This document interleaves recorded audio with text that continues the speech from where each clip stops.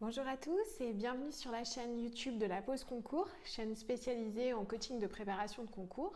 Je suis Delphine Vallée, attachée principale d'administration en disponibilité de la fonction publique depuis maintenant 5 ans, où je vous accompagne dans la préparation de vos concours administratifs. Aujourd'hui, je vous propose de faire un petit focus sur le concours PERDIR, personnel de direction de l'éducation nationale, pour venir vous parler des documents que vous allez devoir transmettre au jury en amont des épreuves, en amont de l'oral, donc si vous êtes admissible à ce concours. Pourquoi? Parce que petite spécificité du concours PERDIR, à la différence de la majorité des autres concours qui reposent sur un dossier de reconnaissance des acquis de l'expérience professionnelle, dans le concours PERDIR, vous allez devoir transmettre à votre jury un CV sur maximum 2 pages et une lettre de motivation, maximum 3 pages, qui vont venir finalement vous présenter votre motivation pour réussir ce concours et donc demain exercer les fonctions de personnel de direction en établissement. Alors, à l'instar du dossier de REP ou de la FIR ou des autres dossiers écrits qu'on peut avoir à remplir, les éléments que vous allez transmettre au jury ne sont pas notés, mais ils vont bien sûr permettre au jury de se faire une première idée de qui vous êtes, de là d'où vous venez, de ce que vous savez faire et surtout de ce que vous voulez faire. Donc je vous propose vraiment d'avoir ce focus dans le traitement des documents que vous allez transmettre au jury. Il ne s'agit pas de les prendre comme de simples documents administratifs. Tiens jury, voilà mon CV par ordre chronologique, c'est extrêmement descriptif et puis débrouille-toi avec ça. Idem sur votre lettre de motivation. L'idée c'est vraiment déjà dès le CV, peut-être ok de proposer une exhaustivité ou en tout cas une forme de complétude de votre parcours avec tous les postes que vous avez occupés, mais déjà en essayant de mettre en avant les activités principales, ce que vous en retenez, peut-être même les compétences que vous en tirez sur chacun de ces postes. Sur la lettre de motivation, je crois qu'il faut vraiment rester quelque part sur le cœur de la consigne, c'est-à-dire montrer au jury en quoi votre parcours vous permet de penser que demain, vous serez à même de remplir les fonctions dévolues à un personnel d'encadrement en établissement. Pour ça, je vous invite à jeter un œil au rapport du jury. Je vais vous lire très rapidement ce paragraphe parce que je le trouve extrêmement clair.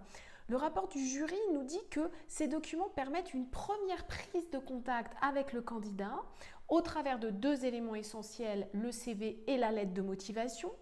Les différents documents doivent témoigner des activités, des expériences et des formations qui ont permis la construction d'un parcours et d'un projet cohérent. Donc vous voyez bien, vous devez faire ressortir de votre parcours de carrière des éléments significatifs qui vous permettent de vous dire et de dire demain au jury que ce projet professionnel d'encadrer un corps de personnel de direction fait sens et que vous en avez les capacités. J'irai même également plus loin, ils doivent, les documents, refléter l'implication dans la vie d'un établissement et la capacité à se projeter sur des fonctions d'encadrement. Donc là, vous voyez bien que je trouve qu'il est quand même extrêmement difficile de proposer à un jury un CV et une lettre de motivation qui ne parlerait pas de ces fonctions d'encadrement, qui ne parlerait pas de la fonction de chef d'établissement, de pilote, de responsable des moyens, des ressources, bref, d'encadrement des équipes que vous allez devoir exercer demain. Alors, si vous ne l'avez pas directement fait dans vos fonctions précédentes, peut-être vous pouvez chercher des aptitudes. Je pense que lorsqu'on est professeur, on anime un collectif, on gère parfois des conflits, on prend la parole en public, on sait être pédagogue, on sait recevoir les familles. Autant de qualités qui demain vous seront nécessaires pour encadrer un établissement. Vous voyez bien, c'est un exemple particulier, mais c'est comme ça que vous allez utiliser votre parcours pour tirer un certain nombre de compétences, de qualités professionnelles qui vous seront utiles demain pour exercer les fonctions du personnel de direction.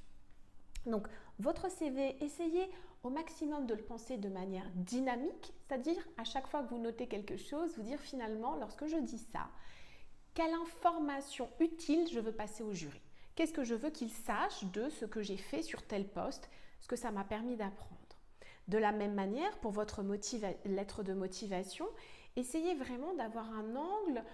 Quelle information je veux donner au jury sur mes capacités à exercer, à mettre en œuvre ce nouveau projet professionnel demain?